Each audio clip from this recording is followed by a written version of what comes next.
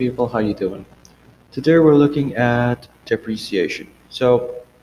Depreciation is defined as systematic allocation of cost of a non-current asset over its useful life. So three things: systematic allocation, non-current asset, useful life. What this basically means is, let's suppose you bought a non-current asset. Let's suppose you bought this car, and you will be using this car for 3 years. So let's go with that assumption.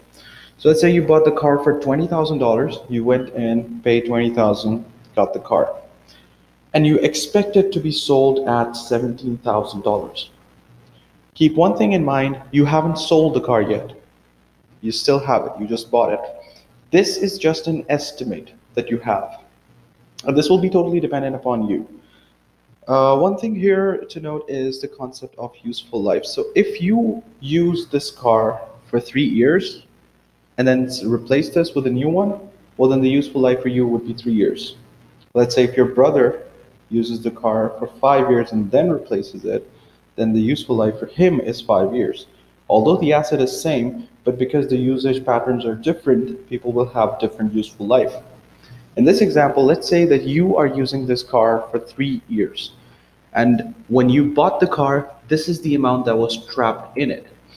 And you expect to recover this much. So you're saying, all right, so if I sell this over 3 years based on past experience, yeah, I think I can sell it for 17,000. That's basically the assumption that you're making here.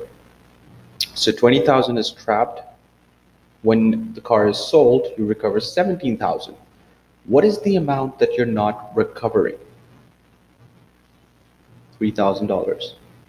This is the amount that you're not recovering. So what's happening here is that this is the amount that is being charged to you over the usage over 3 years.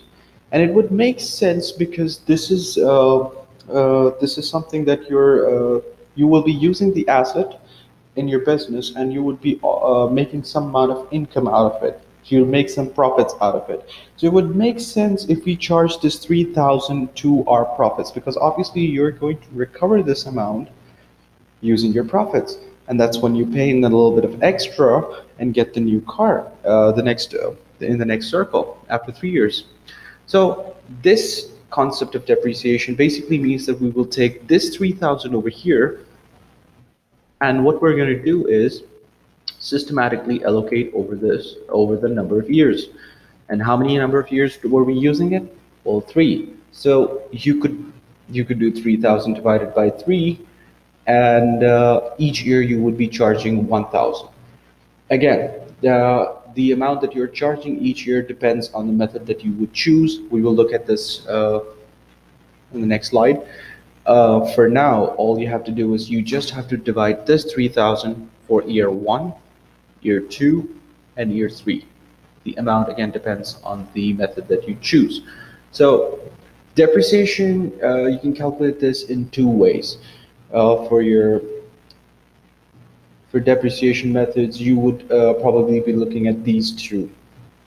So there's a straight line method, and there is the reducing balance method. This reducing balance method is also known as the diminishing balance method. So there are no changes over there. It's the same thing, just different name. So let's see. In straight line method, the one that we will be discussing right now, the depreciation charge remains the same each year. So remember in our earlier example, if we go back, I was saying that we could charge 1,000 each year, because I can't charge 3,000 in the first year, and I can't charge the whole thing in the last year, because I've been using it evenly throughout those 3 years. So that's why it would make sense if I charge 1,000 each year. And as I've written over here, it is suitable for non-current assets where the usage remains constant. So let's suppose if I'm using this car in the city of New York, then I will continuously use it in the city of New York in the second year, and the same in the third year. Let's suppose that I am at Etihad Airways, and I'm using my new plane to travel from Abu Dhabi to London.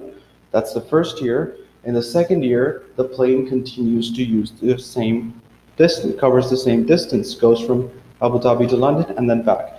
And the third year also it does the same thing. So the usage is constant, and that's why it would make sense if the depreciation charge remains the same as well. So as we did over here, very simply, this is what you have to do. If I come over here, straight line method calculation is, if we use the formula for it, this is what it is. Cost minus residual value over useful life. So cost is basically the amount that you paid and got the asset for. Residual value is the estimated sales value that you have. Over here in our example, what we did was we said it would be sold for 17,000. We are expecting it to be sold for 17,000. That's our residual value. And then divide it over the useful life. In our example, we said that we will be using this car for 3 years. So the useful life for us would be 3 years. So coming back to that example, cost would be 20,000 minus 17,000 divided by 3, we get 1,000 each year.